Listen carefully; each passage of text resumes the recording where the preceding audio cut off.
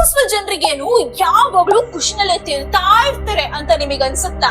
But highly successful ಜನ ಕೂಡ ನಾವು ಫ್ರಾಡ್ ಅನ್ನೋ ಸೆಲ್ಫ್ ಡೌಟ್ ನಲ್ಲೇ ಬದುಕ್ತಾರೆ. ಅವರು ಆಚೆ ರಿಚ್ ಆಗಿ ಕಾಣ್ಬೋದು, ಆದ್ರೆ ಬ್ರೈನ್ ಇದ್ಮೇಲೆ ಸೆಲೆಬ್ರಿಟಿನೋ ಕಾಮನ್ ಮ್ಯಾನೋ ಇಬ್ರು ಒಂದೇ ಪ್ರಾಬ್ಲಮ್ ಫೇಸ್ ಮಾಡ್ಲೇಬೇಕು. ದೊಡ್ಡ ದೊಡ್ಡ ಸೆಲೆಬ್ರಿಟೀಸ್ ಇದನ್ನ ಹೇಳ್ಕೊಂಡಿದ್ದಾರೆ ನೋಡಿ. ನೀವ್ ಮಾಡಿರೋ ಕೆಲ್ಸಕ್ಕೆ ಇಡೀ ದೇಶನೇ ಅಪ್ರಿಶಿಯೇಟ್ ಮಾಡ್ತಿದ್ರು. ನಿಮ್ ಬ್ರೈನ್ ಓ ನಾನ್ ವಿನ್ನರ್ ಅಂತ ಅಕ್ಸೆಪ್ಟೇ ಮಾಡಿಲ್ಲ ಅಂದ್ರೆ, ಖುಷಿನೇ ಕೊಡ್ಲಿಲ್ಲ ಅಂದ್ರೆ ಹೇಗಿರುತ್ತೆ ಅಲ್ವಾ?